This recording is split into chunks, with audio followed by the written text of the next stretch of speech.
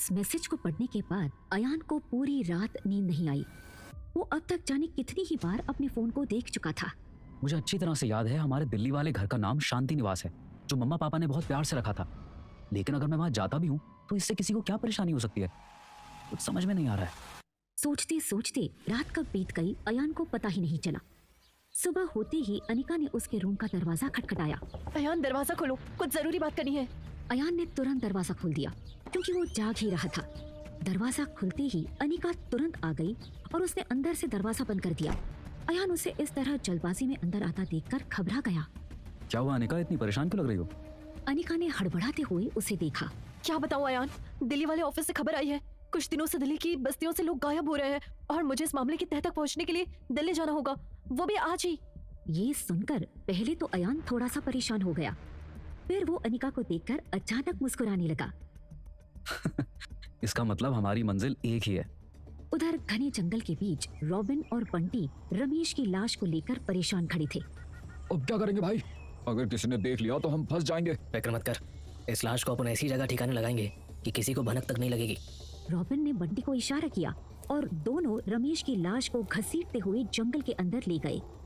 तभी अचानक उन्हें पास की झाड़ियों से किसी के कदमों की आवाज आने लगी। वो क्या था? अरे डर मत, हो सकता है कोई जानवर हो। लेकिन इस बार वो आवाज और करीब आ गई और अचानक एक तेज रोशनी उन दोनों के चेहरे पर पड़ी। तभी इंस्पेक्टर जयंत की तेज आवाज वहां गूंज उठी। रुक जाओ, भागने की कोशिश मत करना। पुलिस की टीम ने पूरे जंगल को घेर लिया था और रॉबिन और बंटी फंस चुके थे। जैसे ही इंस्पेक्टर ने आगे आकर दोनों को हथकड़ी लगाने के लिए हाथ आगे बढ़ाया, वहां एक के बाद एक 2 गोलियां चली और अगले ही पल रॉबिन और बंटी चीखते हुए लहूलुहान होकर नीचे गिर पड़े। हवलदार, जल्दी से सब लोग जंगल में जाकर ढूंढो, वो शूटर जरूर यहीं कहीं होंगे। ये सुनते ही पूरी टीम जंगल में फैल गई। वहीं दूसरी तरफ सनी नाम का एक गुंडा एक पेड़ के पीछे से निकलकर अपने हाथ में गन लेकर तेजी से सड़क की तरफ भागा।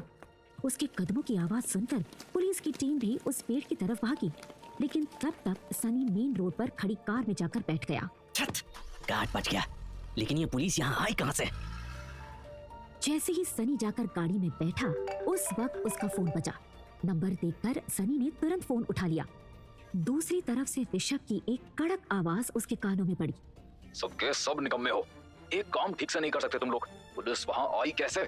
आज एक छोटी सी लापरवाही की वजह से मेरे 2 आदमियों को मुझे मरवाना पड़ा। पुलिस को तुझ पर शक तो नहीं हुआ? उसने देखा तो नहीं तुझे? सनी बहुत ज्यादा घबराया हुआ था। नहीं बॉस, पुलिस वाले मुझ तक पहुँच पाते तब तक मैं वहाँ से निकल गया था। ऋषभ की आंखें उस वक्त गुस्से से चल रही थी। उस मुंबई वाले काम का क्या हुआ? क्लाइंट का फोन आया था, उन्हें ऑर्डर कब तक मिल जाएगा? सर मैं मुंबई के लिए निकल रहा हूँ, मैंने पता किया है कि वहाँ सब कुछ ठीक है। वहाँ पहुँचती मैं ऑर्डर पूरा करने का इंतजाम करता हूँ। ये सुनकर ऋषभ को थोड़ी तसल्ली हुई, लेकिन उसे अब भी इस बात की हैरानी थी कि आखिर पुलिस को खबर किसने दी। पता करने की कोशिश करो कि पुलिस को रॉबिन और बंटी के बारे में किसने बताया।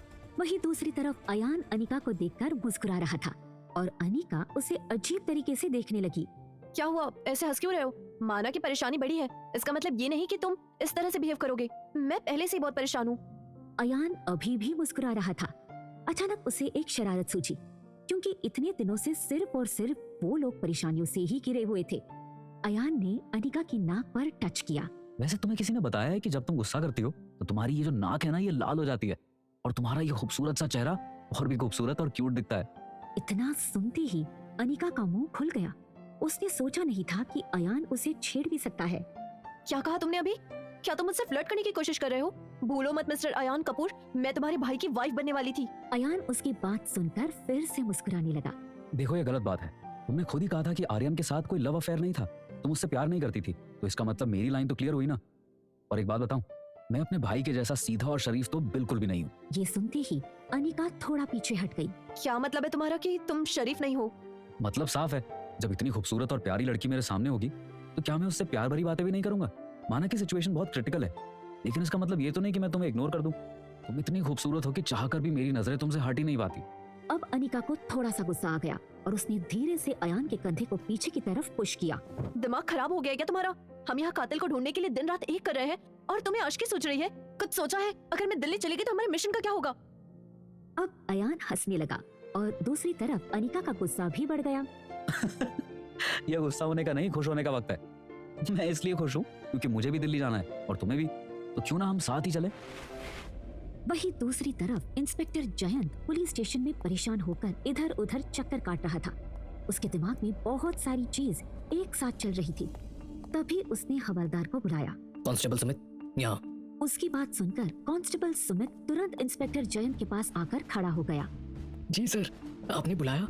उस बॉडी की पोस्टमार्टम रिपोर्ट आई जो हमने जंगल से बरामद की थी? नहीं सर, अभी तक तो नहीं आई। ये सुनकर इंस्पेक्टर जयंत किसी सोच में पड़ गया। सर आप क्या सोच रहे हैं? क्या लगता है उस आदमी को उन दोनों ने क्यों मारा होगा? हो सकता है कि उनकी कोई आपसी दुश्मनी हो। नहीं, मुझे ये आपसी दुश्मनी का मामला तो बिल्कुल नहीं लगता। जरूर कोई और बात है। उस आदमी के शरीर पर हमें किसी भी तरह के चोट का निशान नहीं मिला, ना ही कोई हाथापाई का निशान था।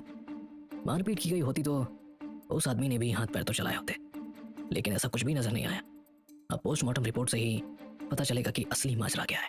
तभी इंस्पेक्टर को कुछ याद आया और उसने सुमित से पूछा।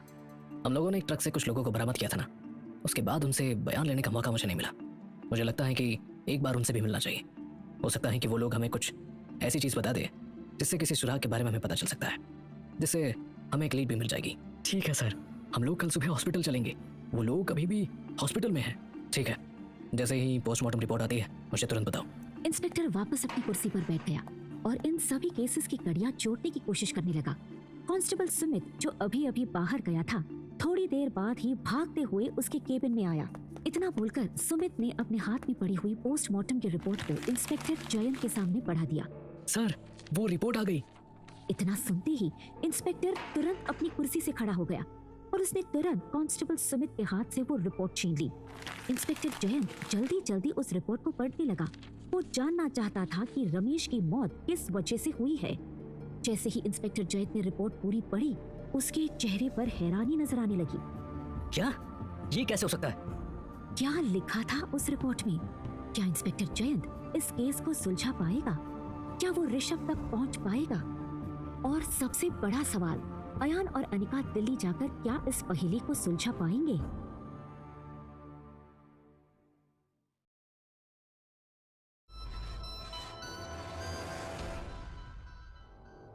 इंस्पेक्टर जयंत अपने हाथ में पकड़ी हुई उस पोस्टमार्टम रिपोर्ट को हैरानी से देख रहा था। उसे हैरान देखकर कांस्टेबल सुमित परेशान हो गया। सर क्या हुआ? ऐसा क्या लिखा है पोस्टमार्टम रिपोर्ट में जो आप इतना परेशान लग रहे हैं? इंस्पेक्टर जयंत ने गुस्से से उस पोस्टमार्टम रिपोर्ट को टेबल पर पटक दिया। इसमें लिखा है कि उस आदमी की मौत क्लोरोफॉर्म की ज्यादा क्वांटिटी सूंघने की वजह से हुई है। ऐसा लगता है कि उन दोनों गुंडों ने उसे बेहोश करने की कोशिश की थी, लेकिन शायद उसे कुछ ज्यादा ही क्लोरोफॉर्म सूंघा दिया, जिस वजह से वो वहीं मर गया। सर, ये मामला तो और उलझता जा रहा है। आखिर वो लोग उसे बेहोश क्यों करना चाहते थे? ऐसा भी नहीं था कि वो उसकी किडनैपिंग कर रहे थे, क्योंकि वो आदमी तो इतना पैसे वाला भी नहीं था। फिर उसकी किडनैपिंग की क्या वजह हो सकती है? उसकी बात सुनकर इंस्पेक्टर जयंत कुछ सोचने लगा और अचानक उसे कुछ याद आया। उसने कांस्टेबल की तरफ देखा।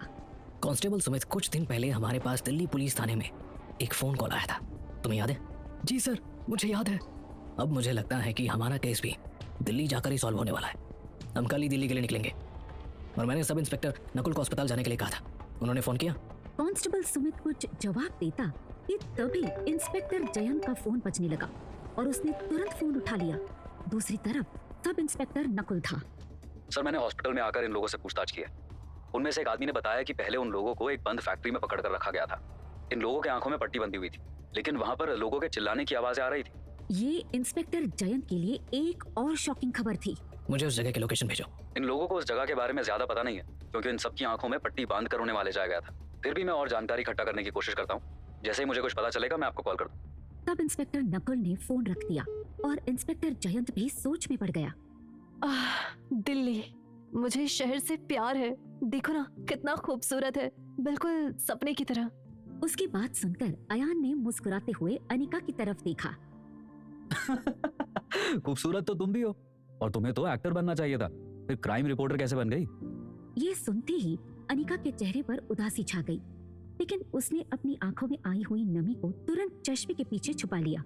अयान ने भी अनिका की नम आंखों को देख लिया था, लेकिन उस वक्त उसे कोई भी सवाल करना ठीक नहीं लगा। अयान ने तुरंत बात बदल दी। वैसे हमारे लिए तो ये शहर खूबसूरती के साथ साथ खतरों से भी भरा हुआ है, लेकिन एक बात बताऊं, तुम्हारे साथ मैं हर खतरा उठाने के लिए तैयार हूँ। अयान की इस बात ने अनिका का मूड थोड़ा ठीक कर दिया और वो थोड़ा सा चिढ़ गई। क्या तुम्हें कभी सीरियस होना आता भी है? तुम्हारे साथ रहना मुश्किल है। देखो ना, जब इतना खूबसूरत पार्टनर साथ में हो तो इंसान मुंह लटका कर कैसे घूम सकता है। अनिका को अब हंसी आ गई। अपनी ये बातें बंद करो, समझे? मुझे पहले ऑफिस जाना होगा, उसके बाद ही हम आगे की प्लानिंग करेंगे कि क्या करना है। वहीं अनिका के पापा अजय गुप्ता उस वक्त काफी परेशान थे। वो बस खुद से ही बातें कर रहे थे। अगर अनिका को सच्चाई पता चल गई तो मैं जीते जी मर जाऊंगा। इस मुसीबत से निकलने का रास्ता ढूंढना ही पड़ेगा मुझे, वरना मेरे लिए मुश्किलें बढ़ती जाएंगी। समझ में नहीं आ रहा कि मुझे इस वक्त क्या करना चाहिए। अचानक अजय गुप्ता की आंखों में एक चमक आ गई, जैसे कि उसे कोई अच्छा आइडिया आया हो। हाँ, ये आइडिया अच्छा है, मुझे अयान से बात करनी होगी। तभी अजय गुप्ता का फोन बजने लगा और उसने तुरंत फोन उठा लिया। हाँ बोलो सोहन, क्या बात है? मैंने आपका काम कर दिया, मुझे मेरा हिस्सा कब मिलेगा? मुझे मेरे पैसे चाहिए अभी। ये सुनते ही अजय गुप्ता थोड़ा सा हड़बड़ा गया। अभी? सोहन, इतनी भी क्या जल्दी पड़ी है तुम्हें पैसों की? मैं कहीं भागकर थोड़ी ना जा रहा हूँ, दे दूंगा तुम्हारे पैसे। देखो अभी सिचुएशन थोड़ी सी नाजुक है, सब कुछ शांत होने दो। अगर अभी हमने कोई हलचल की तो हम लोग फंस सकते हैं। अभी शांत रहो और थोड़ा इंतजार करो। ये सुनते ही फोन के दूसरी तरफ मौजूद सोहन गुस्से से चिल्लाया। और कितना इंतजार करना होगा मुझे? कब से सोच रहा हूँ कि तुम मुझे पैसे दोगे, लेकिन तुम तो सारे पैसे ढक कर बैठ गए हो। याद रखना, मैं अपनी मेहनत की कमाई तुम्हें ऐसे अकेले हजम नहीं करने दूंगा। ये सुनकर अजय गुप्ता को भी गुस्सा आ गया और उसने सोहन को धमकी दे डाली। ओए, जबान संभाल कर, हाँ, तमीज से बात कर, समझा? तूने अजय गुप्ता को ऐरा गहरा समझा है क्या? रातों रात तुझे गायब करवा दूंगा और किसी को पता भी नहीं चलेगा। बोला ना मैं तेरे पैसे दे दूंगा। अब फोन रख। मेरा दिमाग घुमा ना तो ना तेरी जिंदगी में पैसे बचेंगे और ना ही तेरी सांसें। इतना बोलकर अजय गुप्ता ने गुस्से में फोन काट दिया। फोन की दूसरी तरफ मौजूद सोहन गुस्से से तिलमिला उठा और उसने अपना फोन जमीन पर दे मारा। मुझे इतना बड़ा जोखिम भरा काम करवा कर अब सारी मलाई खुद चाट रहे हो। याद रखना अजय गुप्ता, मैं भी सोहम चतुर्वेदी हूँ। तुम्हें खून के आंसू ना रुलाए तो फिर कहना। अयान और अनिका उस वक्त अनिका के दिल्ली वाले ऑफिस में थे, जहाँ से उसे फोन आया था। अनिका जैसे ही ऑफिस पहुंची, उसका असिस्टेंट तरुण पहले ही अनिका का वेट कर रहा था। अनिका को देखकर वो खुश हो गया। थैंक गॉड मैम, आप वापस आ गई। आपके बिना तो इस केस पर न्यूज कवर करना मेरे लिए सरदर्द बन चुका है। उसकी बात सुनकर अनिका ने अयान की तरफ आंखों से तरुण को कुछ इशारा किया। शायद वो कहना चाहती थी कि इस तरह से वो ओपनली हर बात नहीं कर सकता। ये देखते ही तरुण एकदम से घबरा गया। जी, मेरे कहने का मतलब ये है कि अगर हमने इस केस में जल्दी काम शुरू नहीं किया तो हमारा करियर दांव पर लग जाएगा। अनिका ने तरुण की तरफ हल्के गुस्से से देखा। तरुण, ये है मिस्टर आर्यन। इतना सुनते ही तरुण खुशी से उछल पड़ा। ओह, तो ये है वो लकी इंसान, मिस्टर आर्यन कपूर। इतना सुनते ही अयान ने हैरानी से अनिका की तरफ देखा, क्योंकि उसे पता था कि अनिका ने अभी इस रिश्ते को ऑफिशियल नहीं किया था। अनिका ने तरुण की बात काट दी। केस के बारे में डिस्कस करें जिस पर हमें काम करना है। जी मैम, मैं अभी फाइल लेकर आता हूँ। जैसे ही तरुण अंदर गया, अयान ने नीचे झुककर धीरे से अनिका के कान में फुसफुसाया। क्या बात है, तुमने तो कहा था कि तुम इस शादी को सीक्रेट रखने वाली हो, फिर तुम्हारे असिस्टेंट को इस बारे में कैसे पता है? क्या तुम्हारा मूड बदल गया है? अनिका ने गुस्से से अयान को घूर कर देखा। तुम्हारा दिमाग खराब हो गया क्या? वो शादी सिर्फ एक कॉन्ट्रैक्ट थी, भूल गए हो? और शायद तुम ये भी भूल चुके हो कि हम यहाँ क्यों आए हैं। तुम्हें हो क्या गया अयान? ये के दिन में तुम्हारा रंग ढंग कैसे बदल गया? इतना सुनते ही अयान ने एक गहरी सांस ली और प्यार से उसे देखा। ये सब कुछ एक ही दिन में नहीं हुआ अनिका। जब मैंने तुम्हें पहली बार देखा था ना, तभी मेरा दिल धड़कने लगा था। लेकिन बाद में जब मुझे पता चला कि तुम मेरे भाई की होने वाली वाइफ हो, इसलिए तुमसे कुछ कह नहीं पाया मैं। पर अब तो तुमने अपने मुंह से बोला कि तुम उससे प्यार नहीं करती, इसलिए मैंने सोचा कि शायद मेरा कोई चांस हो। आखिर अयान अनिका से फ्लर्ट क्यों कर रहा था? क्या वो उससे प्यार करने लग गया था? और ये सोहन कौन था जो बार बार अजय गुप्ता से पैसे मांग रहा था?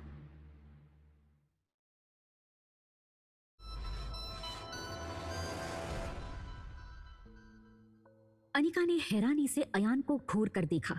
क्या बोले जा रहे हो? तुम भूल गए हमें तुम्हारे भाई के कातिलों का पता लगाना है और मुझे इस इम्पोर्टेंट केस पर काम करके एक सही रिपोर्ट भी बनानी है, जिससे कि हमारी न्यूज से लोगों को सच्चाई पता चल सके। ये बात बहुत सीरियस है अयान, तुम्हें हर एक एंगल से सोचना होगा, समझे? अयान ने अपनी नजरें उठाकर अनिका के फेस को देखा, जो हैरानी से उसे देख रही थी। अचानक अयान हंसने लगा। अरे यार, मैं तो मजाक कर रहा था। मुझे लगा कि हम लोग हमेशा सीरियस टॉपिक पर ही बात कर रहे होते हैं और हमेशा ही हमारे चारों तरफ टेंशन भरा माहौल रहता है। देखो, ऐसे तो हम वक्त से पहले ही बूढ़े हो जाएंगे। अगले ही पल अयान का चेहरा एकदम सीरियस हो गया। और मुझे अच्छी तरह से याद है कि मुझे आर्यन को इंसाफ दिलाना है। उसके मर्डर की इस मिस्ट्री को मैं सॉल्व करके रहूंगा। अच्छा, हमें शांति निवास भी तो जाना था, कुछ सोचा है कि कब चल रही हो? अनिका ने थोड़ी देर तक इस बारे में सोचा। ठीक है अयान, मैं चलूंगी तुम्हारे साथ, लेकिन पहले हमें देखना होगा कि शांति निवास यहाँ से कितना दूर है और तुम्हारे पास वहाँ का एड्रेस है। अयान ने मुस्कुराते हुए अपना फोन उसके सामने बढ़ा दिया। हाँ देखो, मुझे तो ढंग से याद भी नहीं था, मैंने अंकल से मंगवाया है, लेकिन उन्होंने भी कहा है कि अगर हम उस जगह पर जाते हैं तो हमें संभल कर जाना होगा। समझ में नहीं आता अपने ही घर जाने के लिए मुझे कितना अलर्ट रहना होगा। मैं अपने घर जा रहा हूँ, दुश्मनों के अड्डे में थोड़ी ना जा रहा हूँ।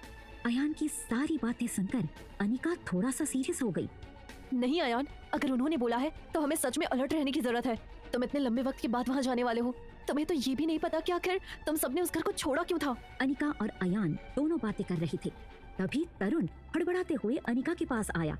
मैम, मुझे अभी अभी एक बहुत इंपॉर्टेंट बात पता चली है। अगर हमने ठीक से पता किया ना तो शायद हम उन गायब होने वाले लोगों के बारे में कुछ इन्फॉर्मेशन इकट्ठी कर सकते हैं। हाँ, तो किस चीज का वेट कर रहे हो? जल्दी बताओ, क्या पता चला है? लेकिन तरुण अयान को देख रहा था। अयान भी समझ गया कि ये उनका ऑफिशियल मैटर है, उसे बाहर जाना चाहिए। अनिका, तुम काम कर लो, मैं बाहर तुम्हारा वेट कर रहा हूँ। इतना बोलकर अयान बाहर चला गया। तभी अनिका के कुछ पूछने से पहले ही तरुण ने उसके सामने एक पेपर रख दिया।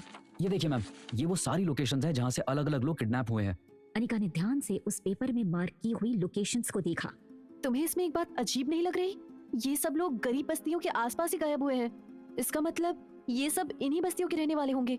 समझ में नहीं आ रहा है कि आखिर इन गरीब लोगों को किडनैप करके किडनैपर को क्या मिल रहा है, क्योंकि पैसे तो उन्हें मिलेंगे नहीं, तो फिर क्या हो सकता है? तरुण भी जैसे किसी सोच में डूबा हुआ था। तभी अनिका ने उसकी तरफ देखा। मुझे लगता है एक बार हमें इन सब के परिवार वालों को भी मिल लेना चाहिए। हो सकता है हमें कुछ पता चल जाए और हमारी न्यूज़ उतनी ही अच्छी और स्ट्रॉन्ग बन जाए। वैसे भी हम क्राइम रिपोर्टर हैं, सच तक पहुंचना हमारी ड्यूटी है। जी मैम। तुम मुझे ये पेपर दे दो, हम लोग कल सुबह जाकर पूछताछ करते हैं। अभी मैं और अयान वापस होटल जा रहे हैं, ओके? इतना बोलकर अनिका वहां से निकल गई।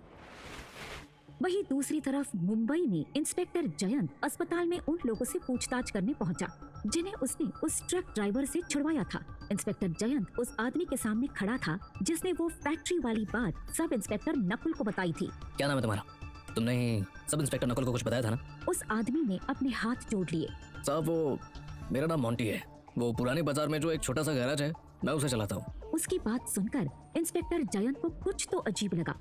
इंस्पेक्टर जयंत ने सबको बाहर जाने के लिए कहा और अब उस वार्ड में बस मोंटी और इंस्पेक्टर जयंत थे जहाँ पर वो भर्ती था। हाँ तो मोंटी, अब बताओ कहाँ ले जा रहे थे वो लोग तुम सबको पकड़कर? मुझे नहीं पता साहब, क्योंकि हम लोगों के तो आंखों पर पट्टी बंदी होती थी और हमें एक जगह बांध कर रखते थे। अगर आंखों पर पट्टी बंदी होती थी तो तुम्हें कैसे पता कि तुम्हारे आसपास और भी लोग थे? तुम झूठ तो नहीं बोल रहे हो? इतना बोलकर मोंटी जोर जोर से रोने लगा और उसने अपना एक हाथ इंस्पेक्टर जयंत को दिखाया। ये देखिए साहब, मेरे सच का सबूत। वो लोग एक नंबर के राक्षस हैं। अगर कोई उनकी बात मानने से मना करता है तो उसके साथ ये सब करते हैं। देखिए, उन्होंने मेरे हाथ को जला दिया। इंस्पेक्टर जयंत ने मोंटी का हाथ पकड़ कर देखा। सच में उसके उल्टे हाथ की 2 उंगलियां बुरी तरह से जली हुई थी, जिनके ऊपर हॉस्पिटल में पट्टी की गई थी। क्यों जलाया उन्होंने तुम्हारा हाथ? तुमसे क्या करने को बोला था उन्होंने? वो मुझे एक कमरे के अंदर ले गए थे, मैं वहाँ नहीं जाना चाहता था। वो कमरा बहुत ही खतरनाक था साहब। उस कमरे में ऐसा क्या था जो तुम मुझसे खतरनाक बोल रहे हो? पता नहीं, लेकिन वहाँ से हमेशा अलग अलग लोगों की चिल्लाने की आवाजें आती थी। तभी मुझे पता चला कि मेरे साथ वहाँ और भी लोग हैं। इंस्पेक्टर जयंत को ये बातें थोड़ी अजीब लग रही थी। तभी उन्होंने फिर से मोंटी की तरफ देखा। कुछ याद करने की कोशिश करो मोंटी, तुमने और भी कुछ तो सुना होगा ना? कोई स्पेशल आवाज, उन लोगों के फोन पर बात करने की आवाज, या तो एक दूसरे को किसी का नाम बुलाते हुए? कुछ तो ऐसा याद होगा ना जो तुम्हें अलग और अजीब लगा हो? इंस्पेक्टर जयंत की बात सुनकर मोंटी ने अपने दिमाग पर जोर डाला। वो काफी देर तक सोचता रहा क्योंकि मोंटी भी चाहता था कि उन सब लोगों को इंसाफ मिले। फिर अचानक मोंटी की आंखों में चमक आई। हाँ साहब, याद आया। वो लोग अक्सर मुंबई की बात करते थे, कहते थे कि मुंबई वाला माल का क्या हुआ, माल कब भेजा जा रहा है, और कई बार तो वो फोन पर चिल्लाते भी थे। एक बार तो मैंने सुना था कि एक आदमी कह रहा था कि आजकल माल का बंदोबस्त करना बड़ा मुश्किल हो गया है, लोग बहुत चालाक हो गए हैं। इतना सुनते ही इंस्पेक्टर जयंत थोड़ा चौंक गया और मोंटी के शब्दों को दोहराने लगा। लोग चालाक हो गए हैं, इसका क्या मतलब है? इंस्पेक्टर जयंत ने मोंटी का कंधा थपथपाया। शाबाश मोंटी, तुमने मेरी बहुत बड़ी मदद की है। अगर कुछ और भी याद आए तो मुझे बताना, और ये लो मेरा कार्ड, कभी कोई भी परेशानी हो तो मुझे फोन करना। इतना बोलकर इंस्पेक्टर जयंत ने अपना कार्ड मोंटी को दे दिया और वहाँ से निकल गया। उसके दिमाग में बार बार एक ही बात घूम रही थी कि आजकल लोग बहुत चालाक हो गए हैं और माल का इंतजाम करना मुश्किल है। अनिका जैसे ही ऑफिस से बाहर आई, सामने उसे अयान अपना वेट करता हुआ नजर आया। अयान उसे देखकर मुस्कुराने लगा। सॉरी, मेरी वजह से तो मैं डिस्टर्ब हुआ। अनिका ने उस पेपर की तरफ एक नजर डाली। उसका चेहरा बिल्कुल सीरियस था। अयान, हमें एक इम्पोर्टेंट काम करना है, क्या तुम मेरे साथ चल सकते हो? अयान उसकी बात सुनकर चौंक गया, क्योंकि अब रात होने वाली थी। कहाँ जाना है अनिका? क्या हम कल नहीं जा सकते? देखो ना, रात होने वाली है। अनिका कुछ सोच रही थी। नहीं अयान, हम दोनों को अभी जाना होगा। मैंने किसी तरह तरुण को ये बोलकर टाला है कि मैं उसके साथ कल जाऊंगी, क्योंकि मैं चाहती हूँ कि हम लोग अभी जाकर छानबीन करें। अयान को भी लग रहा था कि मामला ज्यादा सीरियस है। अनिका, मैं चलता हूँ, लेकिन जाना कहाँ है? अनिका ने अयान को थोड़ी देर तक घूर कर देखा और फिर उसी जगह का नाम बताया। यहाँ का सबसे बड़ा स्लम एरिया। ये सुनते ही अयान बुरी तरह से चौंक गया। क्या? लेकिन क्यों? ये हमें वहीं जाकर पता चलेगा। क्यों जाना चाहती थी अनिका स्लम एरिया में? आखिर उसे दिल्ली के सबसे बड़े स्लम एरिया से कौन सा सुराग मिलने वाला था? क्या होने वाला था अयान का फैसला, और वो किस जगह पहले जाएगा, स्लम एरिया या फिर शांति निवास?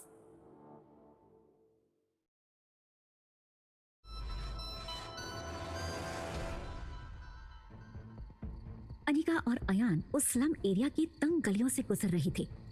गलियां अंधेरे में डूबी हुई थी। जगह जगह कूड़े के ढेर और पानी से भरे गड्ढे थे। वो दोनों पूरी तरह से अलर्ट थे। अनिका, मुझे अभी भी समझ नहीं आ रहा कि हम यहाँ क्यों आए हैं। ये जगह मुझे बहुत खतरनाक लग रही है। मुझे नहीं लगता कि तुम्हारा इस वक्त यहाँ आना ठीक था। ऐसा ही था तो मैं अकेले भी आ सकता था। अयान की बात सुनकर अनिका के कदम रुक गए और उसने अपनी गर्दन घुमाकर अयान की तरफ देखा, जिसकी आंखों में अनिका के लिए रिक्वेस्ट साफ नजर आ रही थी।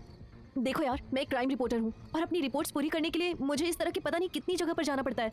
मुझे इन सब की आदत है और मेरी चिंता मत करो, मुझे किसी भी खतरे से खुद को बचाना भी आता है। पता नहीं क्यों मेरा मन कह रहा है कि इन सब चीजों का कोई ना कोई कनेक्शन तो जरूर है। अनिका अभी बोल ही रही थी कि तभी उसे कुछ फील हुआ। अयान ने उसका हाथ अपने मजबूत हाथों में थाम लिया था। अनिका ने भी अपना हाथ छुड़वाने की कोशिश नहीं की और वो दोनों आगे बढ़ गए। गलियों में चहल पहल कम थी। अचानक एक बूढ़ी औरत उनके सामने से गुजरी। उसके चेहरे पर डर साफ झलक रहा था। अनिका ने तुरंत आगे बढ़कर उस औरत को आवाज लगाई। आंटी, एक मिनट रुकिए। कौन हो तुम? क्या चाहिए? आंटी, हम लोग YouTube ब्लॉगर हैं। हम आपकी बस्तियों के जैसी अलग अलग बस्तियों में जाकर वहाँ के हालात अपने चैनल पर दिखाते हैं। ऐसी बस्तियों में लोग किन मुश्किलों में रहते हैं, उनके साथ क्या क्या हो रहा है, ये सब कुछ हम लोग शूट करके अपने चैनल पर टेलीकास्ट करते हैं। ये सब कुछ सुनकर बुढ़िया की सूनी आंखों में जैसे एक उम्मीद सी दिखने लगी। वो उन दोनों से बहुत कुछ कहना चाहती थी, लेकिन उसके होठ हिलने को भी तैयार नहीं थे। अनिका ने फिर से उस बुढ़िया को बुलाया। आंटी, क्या आप अपनी इस बस्ती के बारे में हमें कुछ बताएंगे? आप लोगों को यहाँ पर सारी फैसिलिटीज मिलती हैं, जैसे बिजली, पानी और बाकी चीजें। अनिका की बातें सुनकर उस औरत की आंखें भर आई। क्या जानना चाहती हो तुम बेटी? तुम देख तो रही हो, इस जगह पर जीना आसान नहीं है, लेकिन फिर भी हम लोगों ने अपने हालातों से समझौता कर लिया था। जैसे तैसे यहाँ दिन काट रहे थे, लेकिन फिर हम सबकी जिंदगी में एक नया तूफान आ गया, जिसने हम सबकी जिंदगी को तहस नहस करके रख दिया। ये सुनते ही अयान और अनिका दोनों चौंक गए। अनिका अब उस बुढ़िया के एकदम पास आ गई और उसका हाथ पकड़ लिया। आप किस बारे में बात कर रही हैं? प्लीज मुझे सब कुछ सच सच बता दीजिए। देखिए, हो सकता है हम लोग आपकी कुछ मदद कर पाए, कुछ मत छुपाइए। उस बुढ़िया की आंखों से अब आंसू बहने लगे, लेकिन जैसे ही उसने अनिका को देखकर कुछ बोलना चाहा, अचानक दूर से एक गाड़ी की आवाज आई और उस आवाज को सुनते ही वो बुढ़िया डर के मारे वहाँ से भाग गई। जाते जाते उसने अपना एक हाथ ऊपर करके हिलाया। जाओ, चले जाओ यहाँ से, वरना तुम लोग भी नहीं बचोगे। चले जाओ। ठीक उसी वक्त उस गली के कोने में एक दीवार के पीछे से एक बंदूक बाहर निकली, जिसका निशाना अनिका और अयान थे। हैरान परेशान अनिका ने जैसे ही अयान की तरफ देखा, अचानक पीछे से दो हाथ आए और उन्होंने उन दोनों को अंदर की तरफ खींच लिया। वहीं दूसरी तरफ वानी और समर्थ ब्रिजभूषण की इंफॉर्मेशन इकट्ठी करने में लग गए थे।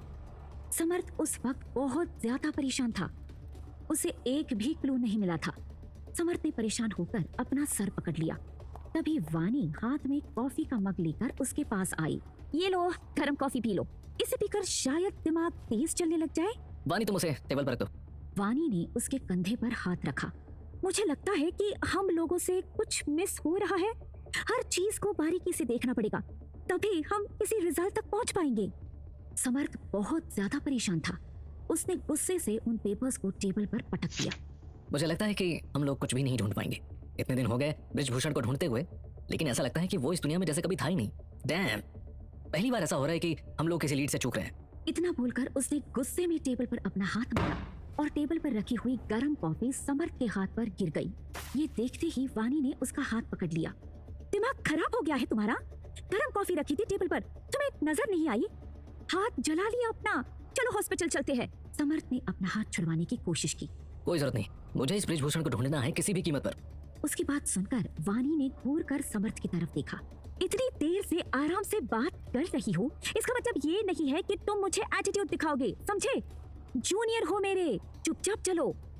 वानी ने पहले उसके हाथ को ठंडे पानी में डुबोया और फिर थोड़ी देर बाद उसे हॉस्पिटल लेकर निकल गई।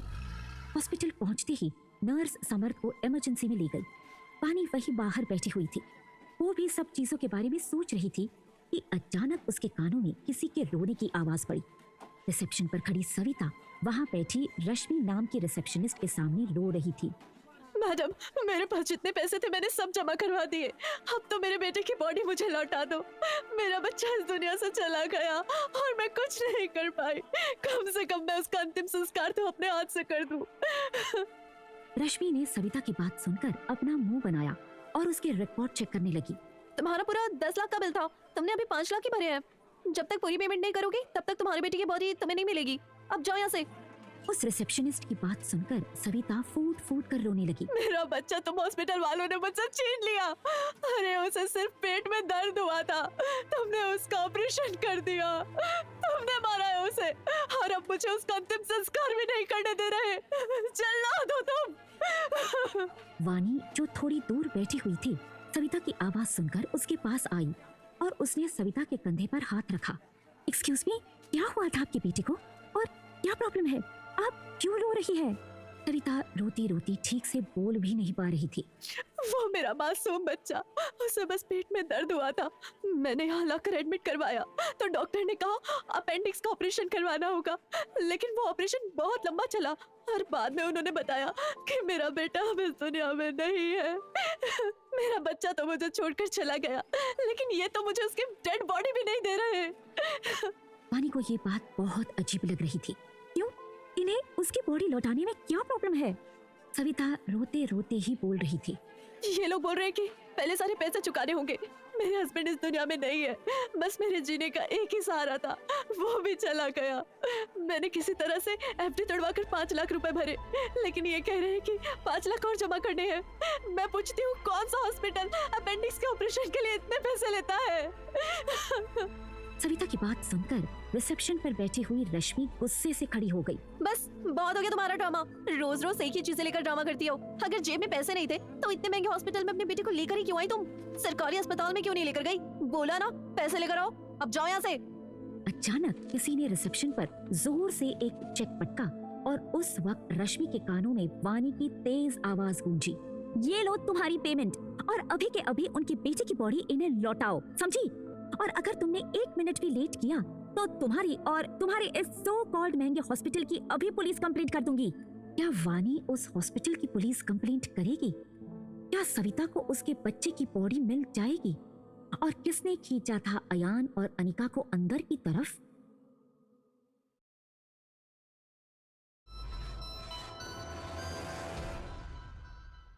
उस चेक को देखकर रश्मि के होश उड़ गए और उसने हैरानी से वानी की तरफ देखा।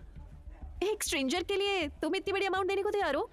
किसने कहा कि ये मेरे लिए स्ट्रेंजर है? हम दोनों के बीच एक रिलेशन है, इमोशन और इंसानियत का रिश्ता, जो तुम्हारे जैसे हार्टलेस लोग नहीं समझेंगे। चुपचाप इनका पेमेंट क्लियर करो और उनके बेटे की बॉडी इन्हें सौंप दो, समझी? रश्मि वानी को देखकर धीरे से मुस्कुराई। तुम जानती हो संजीवनी हॉस्पिटल मुंबई का सबसे ज्यादा फेमस हॉस्पिटल है और सबसे बड़ा भी। यहाँ हर बीमारी का इलाज होता है, तो यहाँ के खर्चे भी उतने ही बड़े होंगे। वानी ने अपनी नजर चारों तरफ घुमाई। हाँ, देख रही हूँ कितना बड़ा हॉस्पिटल है। लगता है हॉस्पिटल नहीं होटल बनाया है। लेकिन शायद तुम लोग भूल गए कि हॉस्पिटल लोगों की जान बचाने के लिए बनाए जाते हैं। लेकिन शायद इस हॉस्पिटल में तो कुछ और ही चल रहा है। जैसे ही वानी ने इतना बोला, उसके पीछे से एक कड़क आवाज आई। आप हमारे हॉस्पिटल के रेपुटेशन पर सवाल नहीं उठा सकती।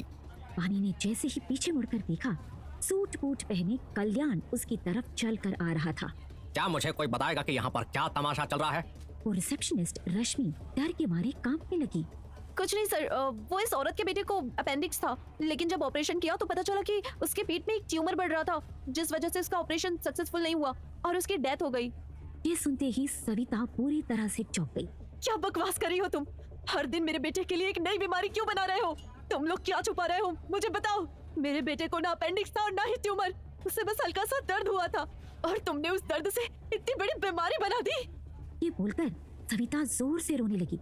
तभी वानी ने उसके कंधे पर हाथ रखा और कल्याण को घूर कर देखा। आपको देखकर लग रहा है कि शायद आप इस हॉस्पिटल के मालिक हैं या तो किसी अच्छी पोस्ट पर है। मेरी बात अच्छी तरह से सुन लीजिए, अभी के अभी उनके बेटे को इन्हें सौंप दो, नहीं तो ये बात हर न्यूज चैनल की हेडलाइन बनेगी। मैं मीडिया को हर एक बात बताऊंगी, और ये भी कि इस हॉस्पिटल में मुझसे पूरे 5 लाख रुपए हड़पे हैं। कल्याण ने ये सुनकर वानी की आंखों में झांक कर देखा। कल्याण की आंखें उस वक्त बिल्कुल ठंडी थी। क्या तुम मुझे धमकी दे रहे हो? वानी उसे देखकर खतरनाक तरीके से मुस्कुराई। नहीं, धमकी नहीं, मैं जो बोल रही हूँ वो तुम्हें अभी करके दिखाती हूँ। इतना बोलकर वानी ने अपना फोन निकाला और एक नंबर पर कॉल लगाया। उस नंबर पर कॉल लगाते ही उसने स्क्रीन कल्याण के सामने घुमा दी। स्क्रीन पर शो हो रहे नाम को देखकर कल्याण घबरा गया। उस स्क्रीन पर एक रिपोर्टर का नंबर शो हो रहा था, नीचे उसके न्यूज चैनल का नाम भी लिखा था। जैसे ही उधर से फोन पिक हुआ, वानी ने फोन स्पीकर पर डाल दिया। हेलो वानी, आफ्टर लॉन्ग टाइम, कैसी हो? मैं ठीक हूँ विकास, तुम कैसे हो? सुना है न्यूज रिपोर्टिंग हेड बन गए हो, कांग्रेट्स। अच्छा, मेरा एक काम था, कल सुबह एक खबर ब्रेकिंग न्यूज बनानी है। मुंबई का एक बहुत बड़ा हॉस्पिटल है जो लोगों से जबरदस्ती पैसे ऐंठ रहा है। तुम मुझे डिटेल्स भेजो, कल सुबह ये ब्रेकिंग न्यूज तुम्हें टीवी पर दिखेगी। वानी ने मुस्कुराते हुए फोन रख दिया और फिर कल्याण की तरफ देखा। अब क्या ख्याल है? कल्याण ने गुस्से में एक नजर उस रिसेप्शनिस्ट की तरफ डाली और उसे कुछ इशारा करके वहां से चला गया। वहीं दूसरी तरफ अयान और अनिका उस वक्त एक छोटे से कमरे में खड़े थे और उनके सामने गंदे से पुराने कपड़े पहने एक आदमी औरत खड़े हुए थे। उनके चेहरे पर घबराहट साफ दिख रही थी। अनिका ने हैरानी से उन दोनों को देखा। कौन है आप दोनों और हमें देखकर ऐसे क्यों चीखा? मोहन नाम का वो आदमी जल्दी से दीवार की तरफ गया। उसने वहां बनी एक छोटी सी पुरानी खिड़की को बंद कर दिया। आप दोनों हमें कुछ बताएंगे कि यहाँ पर क्या हो रहा है? मधु नाम की उस औरत ने अनिका का हाथ पकड़ लिया। मैडम, आप लोग यहाँ से अपनी जान बचाकर निकलो। मैंने खिड़की से देखा था, वो दीवार के पीछे से किसी ने आप दोनों के ऊपर बंदूक का निशाना लगाया था, लेकिन वो गोली चला था उससे पहले ही हमने आपको अंदर खींच लिया। आप बाहर एक बूढ़ी अम्मा से बात कर रही थी ना? मधु की बात सुनकर अनिका और अयान दोनों ही एक दूसरे को देखने लगे। अनिका ने मधु की बात समझने की कोशिश की। थैंक यू सो मच, आप लोगों ने हमारी जान बचाई। और मैं आपको बिल्कुल सच बताऊंगी, मैं एक क्राइम रिपोर्टर हूँ और ये भी मेरे साथ है। हम लोग यहाँ से गायब होने वाले बच्चों और बाकी लोगों के बारे में इंफॉर्मेशन इकट्ठी करने आए हैं। क्या आपको इस बारे में कुछ पता है? इतना बोलते बोलते अनिका की नजर उस कमरे पर पड़ी। ये एक छोटा सा कमरा था जिसमें एक तरफ बिस्तर और दूसरी तरफ रसोई का सामान बिखरा हुआ था। दीवारों पर सीलन के निशान थे और खिड़कियों पर धूल की लेयर जमी हुई थी। मधु ने अपने हाथ से कुर्सी की तरफ इशारा किया। बैठ जाओ। मोहन ने अयान को देखकर चारपाई को थपथपाया। आइए बैठिए साहब, हम गरीब के घर में आपको ये टूटी फूटी कुर्सी और चारपाई ही मिलेगी। अनिका ने कुर्सी पर बैठते हुए नोटबुक खोल ली। आपका नाम क्या है? मधु। मधु जी, मुझे पता चला है कि इस जगह के आसपास से काफी लोग गायब हुए हैं। आपको कुछ पता है इस बारे में? ये सुनते ही मधु जोर जोर से रोने लगी। कैसे पता नहीं होगा मैडम, मेरा अपना बेटा भी गायब है। क्या? कब हुआ ये? और आपने पुलिस में कंप्लेंट नहीं करवाई? मोहन गए थे मैडम, लेकिन आपको तो पता ही है पुलिस वाले गरीबों की नहीं सुनती। हमारी आंखों के सामने से हमारे बेटे को उठा ले गए और हम कुछ नहीं कर पाए। ये बात तो अयान और अनिका दोनों के लिए एकदम झटके वाली थी। आपकी आंखों के सामने से? आपने देखा उन लोगों को? वो कैसे दिखते थे? सबके मुंह पर काला मास्क था और सबने काले कपड़े पहने थे। हम लोग उस वक्त अपने छोटे से कमरे में काम कर रहे थे। मेरा बेटा बाहर खेल रहा था, अचानक उसके चिल्लाने की आवाज आई तो हम बाहर की तरफ भागे। तब तक वो लोग एक काली गाड़ी में डालकर उसे ले गए। आपने उस गाड़ी का नंबर देखा? उसके बारे में कुछ और चीज याद है? उस गाड़ी पर नंबर प्लेट तो नहीं थी। काले रंग की गाड़ी थी, बड़ी सी, और गाड़ी के पीछे एक अजीब सा चेहरा बना हुआ था, जैसे कोई राक्षस हो। अनिका ने अपना एक कार्ड उन दोनों की तरफ बढ़ाया। ये मेरा नंबर है, कोई भी परेशानी हो तो मुझे जरूर बताना। और हाँ, आज के लिए बहुत बहुत थैंक्स। तभी कमरे के कोने से एक छोटी बच्ची निकली। वो मधु की बेटी मुन्नी थी, जिसने अपने छोटे हाथों से अनिका की तरफ इशारा किया। दीदी, मैंने उस दिन कुछ देखा था। वो लोग सोमू भैया को जबरदस्ती गाड़ी में बैठा रहे थे। सोमू चिल्ला रहा था, लेकिन उन्होंने उसका मुंह दबा दिया। एक गंदे अंकल अपनी गर्दन खुजा रहे थे। उनकी गर्दन पर एक बड़ा सा लाल निशान भी था। अनिका का चेहरा सीरियस हो गया। उसने प्यार से मुन्नी के गालों को छुआ। चिंता मत करो बेटा, तुम्हारा भाई जरूर मिल जाएगा। और मधु जी, आप लोग चिंता मत कीजिए। अब तक पुलिस ने आपकी नहीं सुनी, लेकिन अब सुनेगी। आप सोमू की एक फोटो तैयार रखना, और जब मैं फोन करूं पुलिस स्टेशन आ जाना। मुझे आपका नंबर दीजिए। मधु ने अनिका को अपना नंबर दे दिया। अनिका उन लोगों को हौसला देकर अयान के साथ वहाँ से निकल गई। अनिका ने सब कुछ अपने पास नोट कर लिया था। मैं जल्दी वापस आऊंगी मधु जी, इस बार सच सामने लाकर रहूंगी। अनिका और अयान उस घर से बाहर निकल गए, लेकिन उसके मन में अब और सवाल उठने लगे थे। कौन था उस काली गाड़ी वाले गैंग के पीछे? क्या हो रहे थे बच्चे गायब? कौन थे वो लोग जो किडनैपिंग कर रहे थे? क्या अनिका और अयान सच तक पहुंच पाएंगे? और क्या वानी सच में उस हॉस्पिटल की रिपोर्ट कर देगी?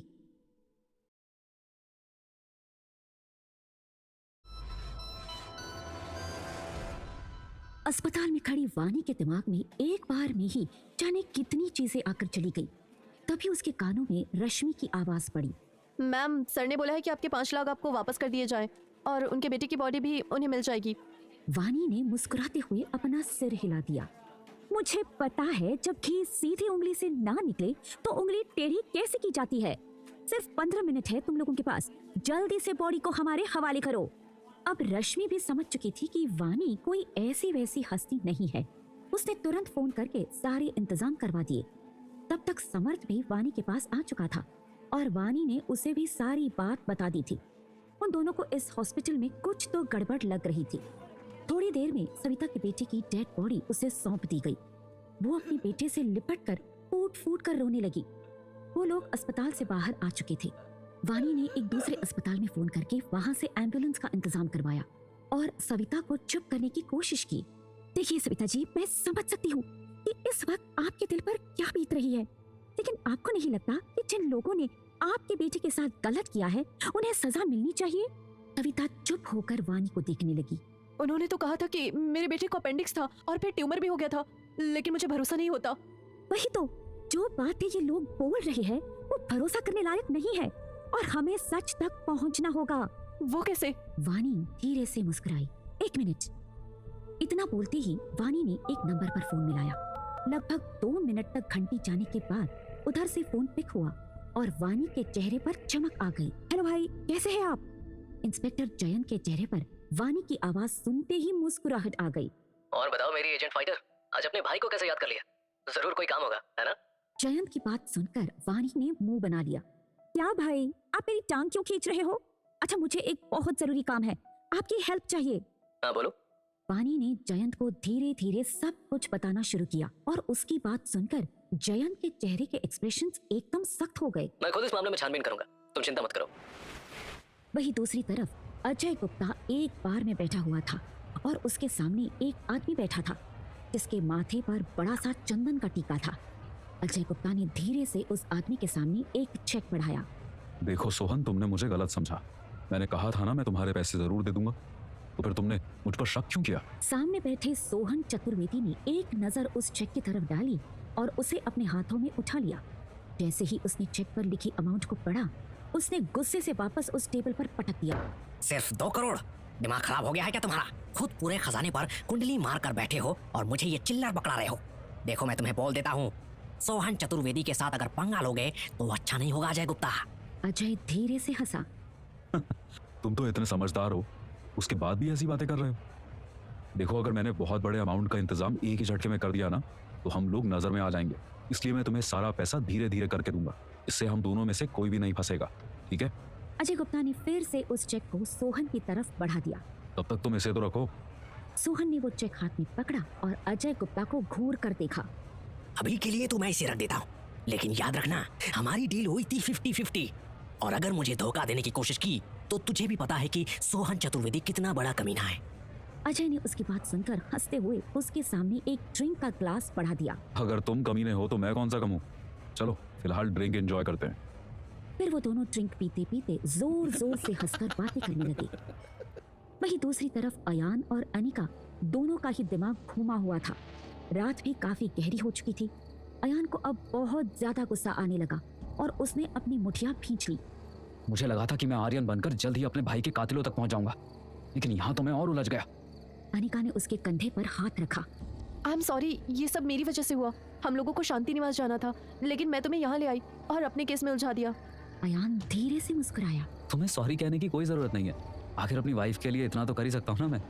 अनिका ने इस बार उसे नहीं टोका क्योंकि वो किसी सोच में डूबी हुई थी। ये मामला इतना सिंपल नहीं है अयान। मुझे लगता है सोनू की किडनैपिंग किसी बड़े प्लानिंग का हिस्सा है। लेकिन हम लोगों को अलर्ट रहना होगा अनिका। आज भी हमारे ऊपर किसी ने हमला किया था। मैं तुम्हारे लिए कोई रिस्क नहीं ले सकता। तुम बोलो तो मैं अपने गार्ड्स को बुलाकर हमारी सेफ्टी बढ़ा देता हूँ। अनिका को उसकी बातें बहुत अच्छी लग रही थी, लेकिन उसे ये सब कुछ ठीक नहीं लगा। अनिका को परेशान देखकर अयान ने उसका मूड बदलने के बारे में सोचा। तभी अयान की नजर सामने रोड पर बनी एक छोटी सी चाय की दुकान पर गई। चलो एक एक कप चाय पीते हैं, हो सकता है चाय पीकर हमारा दिमाग खुल जाए। वो दोनों उस चाय की दुकान पर चले गए। दुकान वाला रेडियो पर किसी खबर को बड़े ध्यान से सुन रहा था। दिल्ली के पास पिछले 1 महीने में 15 लोग अजीब तरह से गायब हो चुके हैं, जिनमें बच्चे भी शामिल हैं। पुलिस अभी तक कोई सुराग पता नहीं लगा पाई है। वहाँ के लोग बहुत ज्यादा डरे हुए हैं। अनिका ने एक गहरी सांस ली और अपने नोट्स को देखा। तभी उसकी नजर उस जगह पर गई जहाँ गाड़ी के पीछे राक्षस जैसा चेहरा बना होने की बात मधु ने बताई थी। ये किसी सिंबल की तरह लगता है। शायद ये लोग किसी ऑर्गेनाइजेशन से जुड़े हों। अयान ने भी अनिका की परेशानी को समझ लिया था। ऐसा लगता है कि कोई बहुत ही ताकतवर आदमी इन सब लोगों को किडनैप करवा रहा है। हो सकता है ये कोई ह्यूमन ट्रैफिकिंग का मामला हो या कोई और बात भी हो सकती है। लेकिन तुमने एक बात नोटिस की है, जितनी भी किडनैपिंग हुई है अधिकतर गरीब लोगों की ही हुई है। क्योंकि अगर ये लोग अमीर लोगों को किडनैप करेंगे तो पुलिस उनके हाथ धोकर पीछे पड़ जाएगी, और गरीब लोग इतनी जल्दी कंप्लेंट नहीं करवाते। बात तो तुम्हारी ठीक है। अयान आगे कुछ कहता तभी उसका फोन बजने लगा। वानी का नंबर देखकर अयान ने एक नजर अपनी रिस्ट वॉच की तरफ देखा। रात के 1 बजे क्यों फोन कर रही है? ऐसा क्या हो गया? अयान वहाँ से उठकर सड़क के पास चला गया। वो नहीं चाहता था कि उसकी और वानी की बात वो चाय वाला सुने। उधर अनिका ने चाय वाले की तरफ देखा। एक बात बताओ भैया, रात के 1 बजे आपकी दुकान कैसे खुली है? चाय वाला हंसने लगा। मैडम जी, अब पास में ही बस अड्डा है, इसलिए रात में तो मुझे कस्टमर मिल जाते हैं, इसलिए 12 बजे तक दुकान खोलता हूँ। बस आप लोगों को चाय देकर मैं जाने ही वाला था। अनिका को जैसे कुछ याद आया। सुबह किस वक्त खोलते हो आप अपनी दुकान को? यही करीब 7 बजे खोल देता हूँ। फिर तो यहाँ आने वालों पर खूब नजर रहती होगी आपकी। चाय वाला जोर से हंसने लगा। मैडम जी, कैसी बात करती है आप? चाय वाला हो, जासूस थोड़ी ना हो। फिर भी आती जाती गाड़ियों को कभी तो देखा होगा। कुछ गाड़ियाँ थोड़ी अलग सी दिखती हैं, उनके ऊपर तो नजर ठहर जाती है। कभी कोई ऐसा इंसान भी आया होगा चाय सिगरेट पीने जो अजीब सा लगा हो, है ना? इतना सुनते ही चाय वाले के हाथ काम करते करते रुक गए और अजीब नजरों से वो अनिका को देखने लगा। अरे आप क्या जानना चाहते हैं? साफ साफ पूछिए ना। वहीं दूसरी तरफ जैसे ही अयान ने फोन उठाया, उधर से वानी की टेंशन भरी आवाज उसके कानों में पड़ी। सर, यहाँ बहुत बड़ी गड़बड़ हो गई है, आपको वापस आना होगा। लेकिन हुआ क्या है वानी? वानी ने अयान को जो कुछ भी बताया उसे सुनकर अयान के होश उड़ गए। उसने नहीं सोचा था कि उसे इस तरह की किसी खबर का भी सामना करना पड़ेगा। ऐसा क्या पता चला था वानी को जो उसने इतनी रात में फोन किया था? क्या अनिका को पता चल पाएगी चाय वाले से कोई अहम खबर?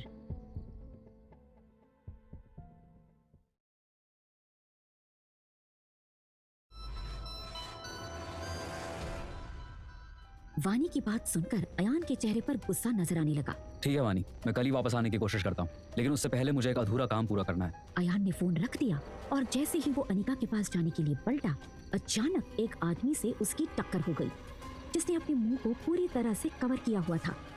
अयान जैसे ही संभला, वो आदमी बिना कुछ कहे आगे बढ़ गया। अयान को ये बात बहुत अजीब लगी। अजीब आदमी है, एक सॉरी तक नहीं कहा। पता नहीं कैसे कैसे लोग हैं। जैसे ही अयान की नजर उस आदमी की गर्दन पर गई, उसकी आगे की बात अयान के गले में ही अटक कर रह गई और वो जल्दी से अनिका के पास आया। अनिका, वो आदमी, मैंने उसकी गर्दन पर एक अजीब सा लाल निशान देखा। हो सकता है ये वही है जिसे मुन्नी ने देखा था। हो भी सकता है यार, चलो उसका पीछा करके देखते हैं। दोनों तुरंत चुपचाप उस आदमी के पीछे चलने लगे। वो आदमी वहाँ की एक गली में घुसा और फिर एक बड़े से गोदाम के पास जाकर रुक गया। चारों ओर अंधेरा था, गोदाम पर कोई बोर्ड नहीं था। ये जगह तो काफी अजीब लग रही है। हमें अंदर जाना होगा। दोनों दीवार के सहारे चिपके हुए गोदाम के पीछे की तरफ चले गए। एक टूटी हुई खिड़की से अंदर झांकने पर उन्होंने देखा कि अंदर बहुत सारे काले कपड़ों वाले आदमी खड़े थे। एक बड़ी टेबल पर कुछ तस्वीरें और कुछ पेपर्स रखे थे। वहाँ खड़े ऋषभ ने सामने खड़े सनी को घूर कर देखा, जो अपनी गर्दन खुजा रहा था। तुम्हें कितनी बार बोला है कि अपनी इस बीमारी का इलाज करवाओ, हमेशा गर्दन खुजाते रहते हो। तुम्हारी वजह से एक दिन हम भी पकड़े जाएंगे, समझे? उसकी बात सुनकर सनी ने घबरा कर ऋषभ की तरफ देखा। सॉरी सर, पता नहीं कौन सी बीमारी लग गई है, रात दिन खुजाता रहता हूँ लेकिन मुझे चैन नहीं मिलता। ऋषभ ने उसे फिर से गुस्से में घूर कर देखा और फिर उसे अपना प्लान समझाने लगा। अभी तक जितने भी लोग हमारे पास हैं, गिनती के हिसाब से वो पूरे नहीं है। हमें जल्दी और लोगों का इंतजाम करना है, समझे? और हाँ, एक बात का ध्यान रखना, पुलिस की नजरों में बिल्कुल भी मत आना। लेकिन सर, अगर किसी ने हमारे रास्ते में आने की कोशिश की तो अब हम क्या करेंगे? तो हमें उन लोगों को बताना होगा कि मॉन्स्टर्स के सामने आने का अंजाम क्या होता है। जो भी हमारे रास्ते में आएगा उसे खत्म कर देना। ये सुनते ही अनिका के रोंगटे खड़े हो गए। ये लोग तो काफी खतरनाक लग रहे हैं। इन लोगों के खिलाफ मुझे प्रूफ इकट्ठे करने होंगे, तभी मैं इनकी स्टोरी अच्छे से लिख पाऊंगी। जैसे ही अनिका ने फोन निकाला, तभी उसके पैर से एक पत्थर सरक गया और आवाज गूंज उठी। अंदर से सनी जोर से चिल्लाया, कौन है वहाँ? सभी आदमियों ने खिड़की की तरफ देखा। तभी अनिका और अयान ने तुरंत वहां से भागने की कोशिश की, लेकिन तब तक सनी ने उन्हें देख लिया। रुको! गोदाम का गेट खुलकर 4 लोग उनकी तरफ दौड़ने लगे। अनिका और अयान पतली गलियों में दौड़ रहे थे। अयान ने दांत पीसते हुए पीछे मुड़कर देखा। मेरा हाथ छोड़ो अनिका, मैं उनके होश अभी ठिकाने लगा देता हूँ। अनिका ने उसे गुस्से से घूरा। तुमने देखा नहीं उनके पास गन है? तुम बिना हथियार के उनका सामना कैसे करोगी? ज्यादा हीरो बनने की कोशिश मत करो, जल्दी भागो यहाँ से। दोनों तेजी से भागते हुए एक पुरानी बिल्डिंग के अंदर घुस गए। वहाँ अंधेरा था, बाहर से उन लोगों की आवाजें अब भी आ रही थी। इधर ही गए होंगे, ढूंढो ना। अनिका ने दीवार के पीछे छिपते हुए अयान की तरफ देखा। अगर हम बच गए तो ये हमारी सबसे बड़ी स्टोरी होगी। पहले बच तो जाएं। अगर तुम कहो तो मैं उन सबको ठिकाने लगा देता हूँ। चुपचाप खड़े रहो। थोड़ी देर बाद बाहर से आवाजें आनी बंद हो गई। लगता है वो चले गए। लेकिन हमें यहाँ से जल्दी निकलना होगा, ये लोग फिर वापस आ सकते हैं। दोनों ने वहाँ से धीरे धीरे बाहर निकलने की कोशिश की। तभी अनिका को दीवार पर एक अजीब सा सिंबल दिखाई दिया। वहाँ एक राक्षस जैसा चेहरा बना हुआ था। अयान ये देखो, कहीं मुन्नी ने इसी तरह के सिंबल को तो नहीं देखा था? मैं इसकी फोटो खींच लेती हूँ। अनिका ने जल्दी से उसकी फोटो खींची और वो बिल्डिंग से बाहर आ गए। वहीं दूसरी तरफ मुंबई में सविता की हालत बहुत खराब थी। वानी ने किसी तरह से उसे संभाला हुआ था। मेरे मासूम से बच्चे ने क्या बिगाड़ा था किसी का, समझ में नहीं आता। उसके साथ ये सब क्यों हुआ? सविता का रो रो के बुरा हाल हुआ जा रहा था। वो रोते रोते ही बोल रही थी, मेरा बेटा इतना अच्छा था, वो तो फौज में जाना चाहता था। उसके पापा भी फौज में थे। उसके पापा के जाने के बाद बस हम दोनों एक दूसरे का सहारा थे। अब मैं अकेले जी के क्या करूंगी? आपको पता है, वो हमेशा अपनी क्लास में फर्स्ट आता था, हर चीज में हमेशा आगे रहता था। मुझे अपने बेटे के बिना नहीं जीना, मैं भी मर जाती हूँ। नहीं नहीं, आप ऐसा नहीं कर सकते, खुद को संभालिए प्लीज। अगर आपको लगता है कि आपके बेटे की डेथ नेचुरल नहीं थी, तो उसके लिए आपको जिंदा रहना होगा। आपको अपने बेटे को इंसाफ दिलाना होगा। अब मैं उस घर में अकेले नहीं रह सकती। उस घर के हर कोने में मेरे बच्चे की यादें हैं। मेरे जीने का सहारा ही चला गया। सविता की बात सुनकर अचानक वानी के दिमाग में एक ख्याल आया और उसने तुरंत सविता का हाथ पकड़ लिया। आप एक काम कीजिए, जब तक आपके बेटे को इंसाफ नहीं मिल जाता, आप मेरे साथ चलिए। मैं भी अकेली रहती हूँ। देखिए, मुझे लगता है कि हम दोनों का एक दूसरे के साथ रहना बिल्कुल ठीक रहेगा। वानी की बात सुनकर सविता कुछ सोचने लगी। फिर उसने रोते हुए वानी की तरफ देखा। ठीक है, चलूंगी, लेकिन मैं वहाँ ऐसे ही नहीं रहूंगी। मैं जितना हो सके तुम्हारी हेल्प करूंगी। मेरे पति की पेंशन आती है, जितना हो पाएगा उसमें से मैं तुम्हारी हेल्प करने की कोशिश करूंगी। वानी ने मुस्कुराते हुए सविता के कंधे पर हाथ रखा। भगवान की दया से मुझे किसी की हेल्प की जरूरत नहीं है। उन्होंने मुझे इस काबिल बनाया है कि मैं एक अच्छी लाइफ जी सकती हूँ। अगर आपको हेल्प करनी है तो उनकी कीजिए जिन्हें सच में मदद की जरूरत है। मेरे हिसाब से आप अपने खाली टाइम में किसी अनाथ आश्रम में जा सकती है। उन बच्चों के साथ टाइम स्पेंड करके आपको अच्छा लगेगा। हाँ, तुमने बिल्कुल ठीक बोला। थैंक यू बेटा। ठीक है, मैं आपके साथ चलकर पैकिंग में आपकी हेल्प करती हूँ, फिर आप मेरे साथ रहने आ सकती है। थोड़ी देर बाद वानी भी सविता के साथ उसके घर की तरफ निकल गई और उसका पूरा सामान पैक करवाकर वो उसे अपने फ्लैट पर ले आई। जैसे ही वानी अपने फ्लैट पर पहुंची, उसका फोन बजने लगा। फोन की स्क्रीन पर जयंत का नंबर देखकर वानी तुरंत दरवाजे से बाहर आ गई और उसने फोन उठा लिया। हेलो भाई, कुछ पता चला? हाँ, तुमने जो काम कहा था वो हो गया है, लेकिन एक और चौंकाने वाली खबर पता चली है। उधर से जयंत की एक सीरियस आवाज आई। उसके बाद जयंत ने जो कुछ भी कहा उसको सुनकर वानी बहुत ज्यादा चौंक गई। क्या? It's impossible! आखिर ऐसा क्या बताया था जयंत ने जो वानी इतना ज्यादा चौंक गई थी? क्या अयान और अनिका उन गुंडों से बच पाएंगे?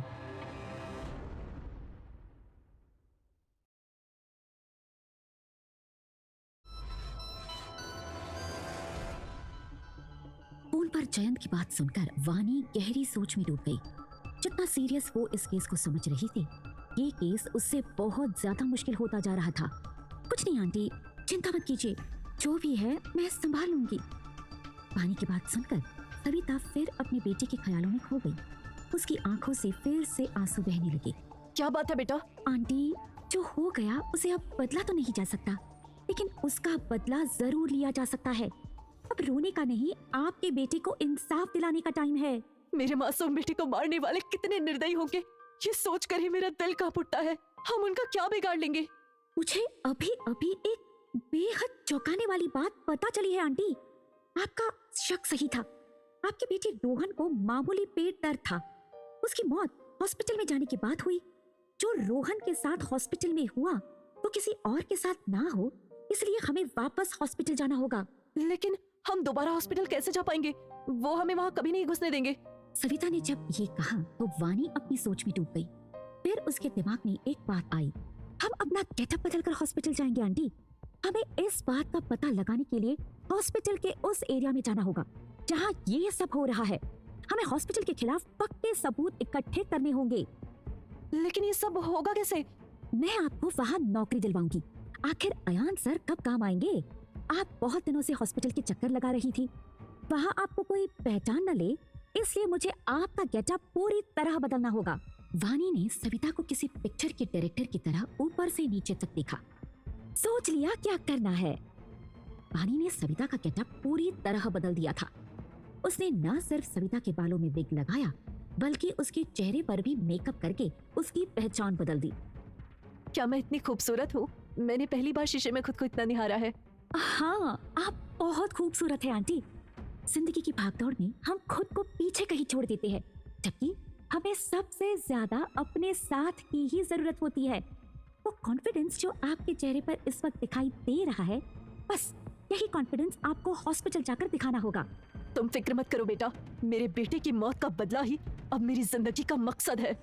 अयान और अनिका शांति निवास की तरफ जा ही रहे थे कि तभी अयान का फोन बजा। हाँ अंकल, क्या आप इंडिया आ गए?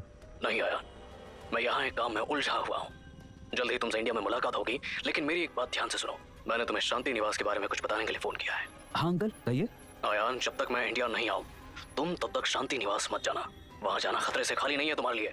लेकिन अंकल, मैं अभी दिल्ली में हूँ, यहाँ तक आकर वापस जाना मेरे लिए मुश्किल होगा। तो मेरी बात ध्यान से सुनो आयान, मुझे एक इन्फॉर्मेशन मिली है जिसे मैं फोन पर तो बिल्कुल नहीं बता सकता हूँ।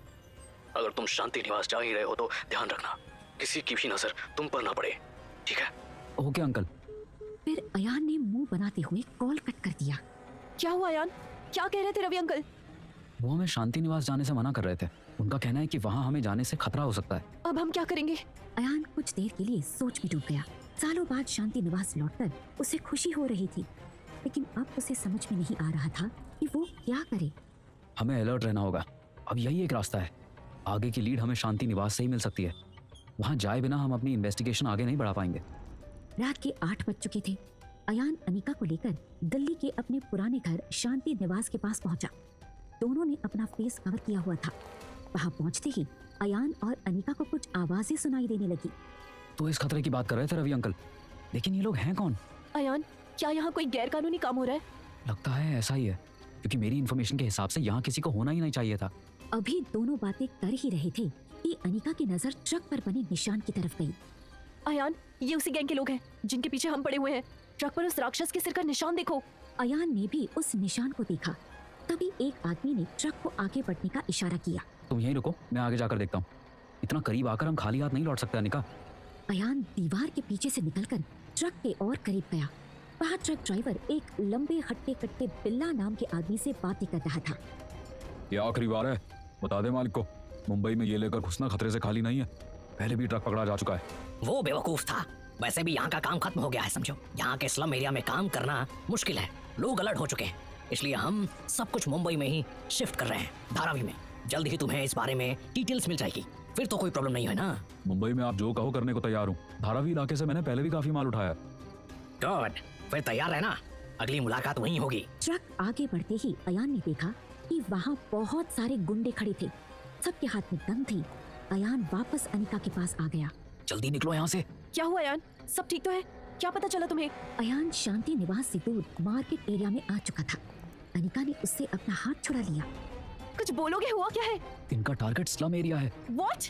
हाँ, ये किसी खास मकसद के लिए स्लम एरिया को टारगेट बना रहे हैं। कुछ तो है जो ये कम पढ़े लिखे लोग और गरीबों से हासिल कर रहे हैं, या हो सकता है कि लोगों की नजरों से बचने के लिए ये गरीबों की बस्तियां इस्तेमाल कर रहे हैं।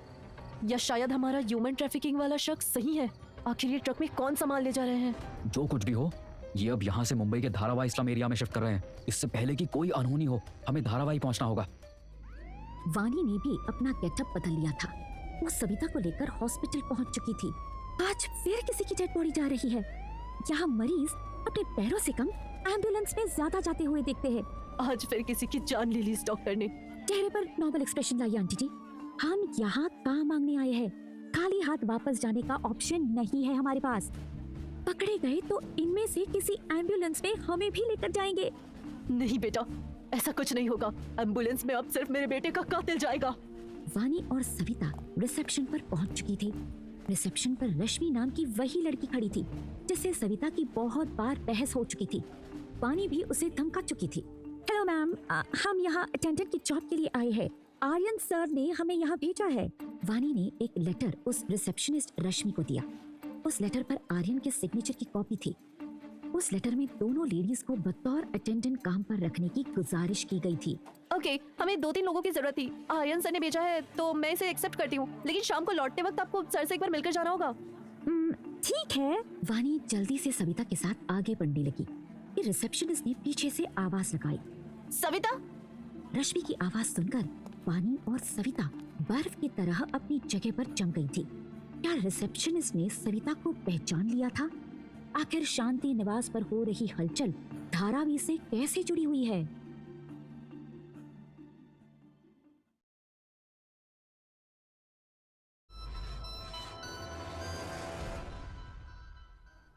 वानी ने सविता का हाथ पकड़कर उसे कुछ इशारा किया। चलो। वानी सविता का हाथ पकड़कर बिना देर किए वहां से आगे बढ़ गई। रश्मि ने फिर उन्हें कुछ नहीं कहा। क्या उसने हमें पहचान लिया बेटा? शायद वो कुछ चेक करने की कोशिश कर रही थी। अगर हम पलटकर उसकी तरफ देखते तो जरूर पकड़े जाते। हाश, बाल बाल बच गए। उसे हम पर शक तो जरूर हुआ है। हमें जल्दी अपना काम खत्म करना होगा। हमें हॉस्पिटल के मालिक का सामना करने से हर हाल में बचना है। और रश्मि की तरह हमें पहचानने में भूल नहीं करेगा। हम उधर मरीजों की वार्ड की तरफ जाकर देखें? ठीक है, लेकिन ध्यान रखना, डॉक्टर से दूर रहना और किसी से बात मत करना। मैंने आपकी ड्रेस में हिडन कैमरा लगा रखा है। सारी चीजें उसमें रिकॉर्ड हो जाएंगी। ये कुछ जरूरी चीजें हैं जो आपके काम आ सकती है। वानी ने सविता को एक पाउच दिया जिसे सविता ने छुपा लिया। जब भी लगे कि आप मुसीबत में हो, इस पाउच को खोल लेना, बस पकड़े मत जाना। इसमें क्या है? मुसीबत में काम आने लायक कुछ जरूरी चीजें।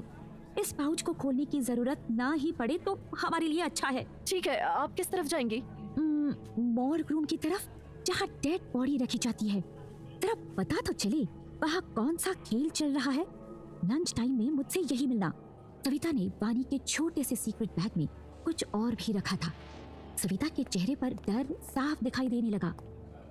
वानी सविता को इंस्ट्रक्शन देकर वहां से मॉर्ग रूम की तरफ चली गई। सविता का टारगेट वार्ड रूम था।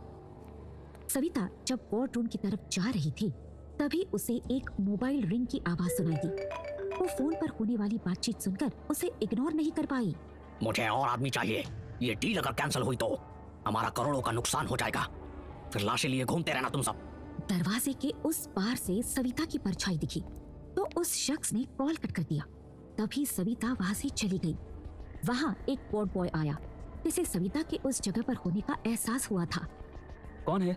उसकी आवाज सुनकर उस तरफ आते कल्याण ने वार्ड बॉय को बुलाया। क्या हुआ? किसे ढूंढ रहे हो तुम? शायद यहाँ कोई था, मेरे बाहर आते ही छुप गया। क्या यहाँ मजाक चल रहा है? ये अस्पताल है, तुम लोग अपना काम ठीक से नहीं कर सकते। सिक्योरिटी को इसकी खबर दो और ढूंढो उसे। कल्याण ऑर्डर देकर चला गया। सविता बगल के एक रूम में घुसकर छुप गई, जो स्टोर रूम जैसा दिखाई दे रहा था। वो चादरों के बीच जाकर दुबक गई। उसी हॉस्पिटल में दूसरी तरफ वानी भी मॉर्ग रूम के बाहर पहुंच चुकी थी। यहाँ तो सिक्योरिटी है, हर कदम पर खतरा ही खतरा, लेकिन लाशों को किस बात की सिक्योरिटी दी गई है? कुछ समझ में नहीं आ रहा है। कुछ ड्रामा स्क्रिप्ट करना पड़ेगा जिससे अंदर जाने में कोई दिक्कत ना हो। वानी की नजर पास ही पड़े स्ट्रेचर पर गई और उसने स्ट्रेचर पर लात मार दी। वानी जल्दी से छिपकर देखने लगी। आवाज सुनकर वार्ड बॉय ने उस तरफ देखा और भागकर वहां आया। कौन है यहाँ? गार्ड के गेट से हटते ही वानी जल्दी से रूम के अंदर घुस गई, लेकिन अंदर जाते ही हैरानी से उसकी आंखें बड़ी हो गई। Oh my God! अयान और अनिका मुंबई वापस लौट रहे थे। वानी की इंफॉर्मेशन से अयान बस अपनी सोच में डूबा हुआ था। उसने अनिका की तरफ देखा। एक लाल निशान वाला आदमी जिसका नाम सनी है, राक्षस के सिर वाला निशान और स्लम एरिया, ये बातें हर जगह कॉमन है अनिका। हाँ, लेकिन इन सब का मास्टरमाइंड कौन है ये अब तक मालूम नहीं चला। मैं कोई इन्फॉर्मेशन लीक भी नहीं कर सकती, इससे असली मास्टरमाइंड अलर्ट हो जाएगा। शायद एक क्लू मिल गया है जो सारे राज से पर्दा उठाने में हमारी मदद करे। कैसा क्लू अयान? एक ऐसा क्लू जो आर्यन की मौत से, लोगों के गायब होने से और उनके मरने से जुड़ा है। हम अभी कहाँ जा रहे हैं? धारावी, अपना अधूरा काम पूरा करने। मैं वहां से पक्के सबूत लिए बिना वापस नहीं लौटने वाला। मामला अब लंबा खिंचता जा रहा है। हम क्या करने वाले हैं अयान? कहीं तुम उनसे भिड़ने की तो नहीं सोच रहे? अगर जरूरत पड़ी तो भिड़ने के लिए भी तैयार रहना। डिफेंसिव मोड से बात नहीं बन रही है अनिका। वो खतरनाक लोग हैं, उनसे भिड़ने का मतलब है इस पूरे खेल के मास्टरमाइंड को अलर्ट कर देना। अयान, आखिर तुम्हारे दिमाग में चल क्या रहा है? वो गुंडे माल शब्द का इस्तेमाल किसी और चीज के लिए नहीं, इंसानों के लिए कर रहे थे। जब से मेरे दिमाग में ये ख्याल आया है, मैं सोच नहीं पा रहा हूँ कि आखिर इंसानों को वो किसी प्रोडक्ट की तरह कैसे इस्तेमाल कर सकते हैं। अब जब तक मैं इस रहस्य से पर्दा नहीं उठा देता, मैं चैन की सांस नहीं लूंगा। इससे पहले कि अयान कुछ और कह देता, अनिका ने अचानक ब्रेक पर पैर रख दिया, जिससे कार बीच रोड पर ही रुक गई। अयान, होश से काम लो। Don't be a emotional fool. तुम खुद तो फंसोगे ही, हम सबको भी मुसीबत में डालोगे। आर्यन की मौत का बदला मुझे भी लेना है, लेकिन इस तरह इमोशनल होकर नहीं। तुम गुस्से से काम लेना कब बंद करोगे अयान? मैं आर्यन नहीं हूँ अनिका, इसलिए मुझे आर्यन समझने की कोशिश मत करो। मेरा भाई ठंडे दिमाग से काम लेते लेते मारा गया। मुझे उसकी मौत का बदला लेना है। अयान, हम ये रिस्क मरने के लिए नहीं ले रहे हैं। और जहाँ तक तुम्हारे आर्यन होने की बात है, तुम आर्यन हो भी नहीं सकते।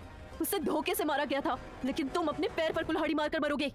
अनिका की इस बात को सुनकर अयान चुप हो गया। वो गुस्से में कार को साइड लगाकर नीचे उतर गया। उसकी आंखों के सामने समुद्र दिखाई दे रहा था। अनिका भी कार से उतरकर उसके पास आ गई। सॉरी अगर मेरी बात का बुरा लगा हो तो, लेकिन मेरी सोच तुमसे थोड़ी अलग है। देखो, लड़ने का वक्त भी आएगा, तब मैं तुम्हें नहीं रोकूंगी। अभी हम वहां जाकर सभी काम छुप कर करेंगे तो ज्यादा अच्छा रहेगा। ये समुद्र देख रही हो अनिका? मैं, आर्यन और मॉम डैड अक्सर समुद्र किनारे छुट्टियों में आते थे। मैं बचपन से आज तक आर्यन से कभी नहीं मिला। मैं नहीं जानता क्यों। मुझे ये भी नहीं पता कि मेरे मॉम डैड की डेथ कैसे हुई, लेकिन आर्यन की मौत की वजह और उसे मारने वाले को उसके किए की सजा देना अब मेरी जिंदगी का मकसद बन गया है। क्या आर्यन से अलग होने के बाद भी तुमने उससे यहाँ आकर मिलने की कोशिश नहीं की, या कभी वो लंदन जाकर तुमसे नहीं मिला? मैं तो हैरान हूँ, आर्यन ने भी कभी मुझे तुम्हारे बारे में नहीं बताया। नहीं, अभी तो जैसे लगता है कि हमारी पूरी जिंदगी ही सीक्रेट्स और खतरों से भरी थी। मॉम डैड ने किसी खास वजह से हम दोनों भाइयों को अलग किया था।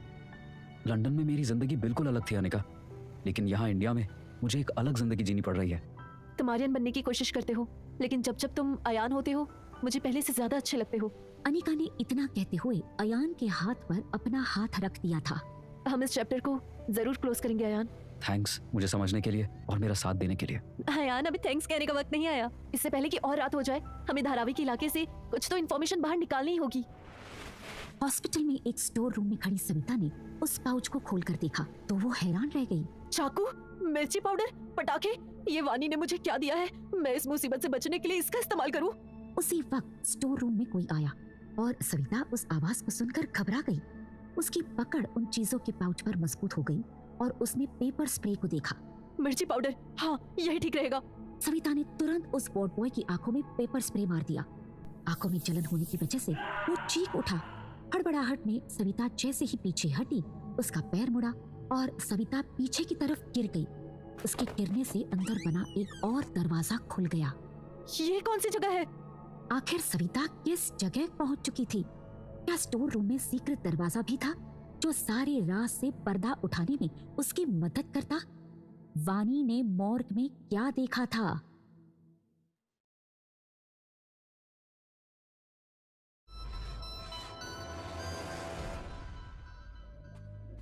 सविता का दिल तेजी से धड़क रहा था। उसका पूरा शरीर कांपने लगा था। वो जिस जगह पर गिरी थी वहां चारों तरफ अंधेरा था। वो फर्श बिल्कुल ठंडा और सीलन भरा था। ये मैंने खुद को कहाँ फंसा लिया? कहीं ऐसा ना हो सच ढूंढते ढूंढते मेरी ही जान चली जाए। लेकिन अपने बच्चे के लिए मैं सब कुछ करूंगी। वो अपनी सांसें संभालते हुए धीरे से उठी। उसकी नजर सामने पड़ी जहां हल्की सी रोशनी दिखाई दे रही थी। सविता ने हिम्मत जुटाई और उस रोशनी की तरफ आगे बढ़ने लगी। रोशनी के पास पहुंचते ही सविता ने देखा कि वहां लोहे की कई अलमारियां थी जिन पर मरीजों की फाइलें रखी हुई थी। लेकिन तभी उसकी नजर सामने की तरफ गई और वो नजारा देखकर सविता के रोंगटे खड़े हो गए। ये सब क्या है? ये जगह इतनी अजीब और खतरनाक क्यों लग रही है? उसके सामने बहुत सारी स्टील की ट्रॉली रखी हुई थी। जैसे ही सविता आगे बढ़ी उसके हाथ पैर कांपने लगे। ये तो लाशें हैं, लेकिन इतनी सारी लाशें यहाँ क्या कर रही है? उसके सामने सफेद शीट्स में लिपटी लाशें थी जिन्हें स्टील की ट्रॉलियों पर रखा गया था। ये तो वार्ड से बिल्कुल अलग जगह है। शायद ये कोई सीक्रेट कमरा है। लेकिन ये लाशें यहाँ क्यों रखी गई है? अचानक एक ट्रॉली पीछे की तरफ खिसकी जिसे देखकर सविता का शरीर ठंडे पसीने से भीग गया। उसने तुरंत अपने पाउच से चाकू निकाल लिया। तभी एक दरवाजा खुलने की आवाज ने उसकी सांस रोक दी। अरे ये लाशें अभी तक तैयार क्यों नहीं हुई? बॉस का ऑर्डर है कि आज रात तक ट्रक में लोडिंग पूरी हो जानी चाहिए। सविता ने छुपकर दरवाजे से झांकने की कोशिश की। वहाँ 2 आदमी खड़े थे। उनमें से एक का चेहरा काले कपड़ों से ढका हुआ था। हम बॉस को नाराज करने का रिस्क नहीं उठा सकते। ये माल सही सलामत पहुंच जाना चाहिए। अगर किसी ने भी गड़बड़ की तो हम सबकी भी लाश यहीं होंगी। उस आदमी के सामने लगभग 5-6 लोग खड़े थे। उन सबके चेहरे भी ढके हुए थे। उसकी बात सुनकर सब लोगों ने जल्दी जल्दी अपने हाथ चलाने शुरू कर दिए। ये लोग इंसानों को माल कह रहे हैं। इनका मकसद क्या है? ऐसा क्या करने वाले हैं ये इन लाशों के साथ? ये सब कुछ देखकर सविता बुरी तरह से डर गई। वो एक सीधी साधी औरत थी और ये सब कुछ उसके लिए बहुत ज्यादा खतरनाक और डरावना था। सविता ने खुद को संभालते हुए अपनी जेब में लगे हिडन कैमरे को एक्टिवेट किया और वो हर चीज को रिकॉर्ड करने लगी थी। दूसरी तरफ वानी के मॉर्ग रूम के अंदर कदम रखते ही वो भी पूरी तरह से चौंक गई थी। उसके सामने बड़े बड़े बॉक्सेस रखे हुए थे जिन पर ट्रांसपोर्टेशन के लेबल लगे हुए थे। इन बॉक्स के अंदर क्या है? ये इतने बड़े भी नहीं है कि उनके अंदर एक ह्यूमन बॉडी आ सके, लेकिन कुछ तो है। ये पूरी तरह से सील है। मैं इन्हें खोल भी नहीं सकती। जरूर इस अस्पताल में कुछ ऐसा चल रहा है जो सबकी सोच से परे है। मुझे लगता है कि अयान सर के भाई आर्यन सर की मौत के पीछे भी यही लोग हो सकते हैं। मुझे हर चीज को ध्यान से देखना होगा। वानी अभी वहां रखी हुई चीजों को चेक कर ही रही थी कि तभी बाहर से गार्ड की आवाज आई। अंदर कौन है? वानी ने तुरंत एक कोने में छिपने की कोशिश की, लेकिन गार्ड दरवाजे के पास आ चुका था। जैसे ही गार्ड ने दरवाजा खोला, वानी उसके पीछे खड़ी हो गई। गार्ड अंदर जाकर अपनी गर्दन इधर उधर घुमाने लगा। यहाँ तो कोई भी नजर नहीं आ रहा है, लेकिन मुझे कुछ आवाज तो आई थी। कोई तो था यहाँ पर। अगर मालिक को पता चला तो बैंड बजाएगी। मुझे ढूंढना होगा चोरी छिपे कौन घुसाया है यहाँ। जैसे ही उस गार्ड ने आगे जाकर एक बॉक्स के ऊपर हाथ रखा, वानी तुरंत बाहर भागकर दरवाजे के बाहर आई और उसने दरवाजा बंद कर दिया। दरवाजा बंद होने की आवाज सुनते ही गार्ड घबरा गया और दौड़कर दरवाजे के पास आया। उसने दोनों हाथों से दरवाजा पीटना शुरू कर दिया। किसने बंद किया दरवाजा? खोलो इसे, वरना अच्छा नहीं होगा। मैंने बोला खोलो। वो जगह हॉस्पिटल से थोड़ी दूर थी और वहाँ पर लोग भी कम आते थे। वानी ने इसी बात का फायदा उठाया और तुरंत वहाँ से भाग गई। अनिका और अयान अभी भी समुद्र किनारे खड़े थे। अयान अब भी गहरी सोच में था। अनिका ने उसकी तरफ देखा। अयान, तुम इस तरह चुप रहोगे तो कैसे चलेगा? देखो, चिंता मत करो, हम दोनों मिलकर आर्यन के कातिलों को ढूंढ लेंगे। अनिका, मैंने आर्यन की मौत का बदला लेने की कसम खाई है, लेकिन इस वक्त मुझे एक बात परेशान कर रही है। आखिर रवि अंकल क्यों नहीं चाहते थे कि मैं अकेले शांति निवास जाऊं? क्या उन लोगों के बारे में उन्हें पहले से ही पता था? तो उन्होंने मुझे क्यों नहीं बताया? अनिका भी चुपचाप खड़े होकर उसकी बातें सुन रही थी। धीरे धीरे अनिका को अयान अच्छा लगने लगा था। जिस तरह से अयान सच्चाई के लिए डट कर खड़ा होता था, ये बात अनिका के दिल में उतर चुकी थी। अनिका ने उसके कंधे पर हाथ रखा। देखो टेंशन मत लो, मैं हूं ना तुम्हारे साथ, हम दोनों मिलकर इन सब चीजों को सुलझा लेंगे। लेकिन अयान अब बहुत ज्यादा डिस्टर्ब हो चुका था। मैं कल ही हॉस्पिटल जाकर उस कल्याण से पूछूंगा उसने मेरे भाई के साथ क्या किया था। ये सुनते ही अनिका एकदम से चौंक गई। पागल मत बनो यार, तुम्हारे पास कल्याण के खिलाफ कोई सबूत नहीं है। हमें बस ये शक है कि उस हॉस्पिटल में आर्यन के साथ कुछ हुआ था, लेकिन हमें ये नहीं मालूम कि असली गुनहगार कौन है, इसलिए हम किसी का नाम नहीं ले सकते। अयान को भी उसकी बातें समझ में आ रही थी और अनिका की बात अयान को अच्छी लग रही थी। वो उसे देखकर धीरे से मुस्कुराया। एक बात बताओ, तुम तो मेरे भाई से प्यार भी नहीं करती थी और मुझे अच्छी तरह से जानती भी नहीं, फिर तुमने मेरे साथ कॉन्ट्रैक्ट मैरिज क्यों की और अब मेरे साथ अकेले भी घूम रही हो और कहीं भी चलने के लिए तैयार हो जाती हो? ऐसा क्यों है अनिका? उसकी बात सुनकर अनिका ने झूठे गुस्से से अयान की तरफ देखा। ये सब बातें आती कहाँ से तुम्हारे दिमाग में? हाँ, भले ही हम असली पति पत्नी नहीं है, लेकिन मैं तुम्हें अपना दोस्त मानती हूँ और इंसानों को पहचानना आता है मुझे। अयान ने मुस्कुराकर उसका हाथ थाम लिया और अनिका की आंखों में देखने लगा। तो क्या मैं अपनी इस प्यारी सी दोस्त से पूछ सकता हूँ, उसे कभी मेरी आंखों में प्यार नजर नहीं आता? या वो हमेशा दोस्त बनकर ही मुझे परेशान करने वाली है? अब अनिका ने गुस्से में उसके कंधे पर जोर से मारा। तुम सच में बहुत अनप्रेडिक्टेबल हो यार। अभी तो इतना गुस्सा कर रहे थे और अब फ्लर्ट करने लगे। तुम्हें इन सब चीजों के बीच में भी मेरी पड़ी है। मेरे पास अपना कहने के लिए बचा ही कौन है अनिका? एक रवि अंकल और एक तुम। अब मैं तुम दोनों को नहीं खो सकता। तभी अयान ने अपनी आंखों में प्यार भरकर उसकी तरफ देखा। ये सुनकर अनिका ने अब कुछ नहीं कहा। उसने हल्के से अयान का हाथ थाम लिया। दोनों के बीच एक अनकहा इमोशनल कनेक्शन बन गया था। अब चले, धारावी का वो इलाका हमारी राह देख रहा है। हाँ, लेकिन इस बार तुम मेरे पीछे रहना।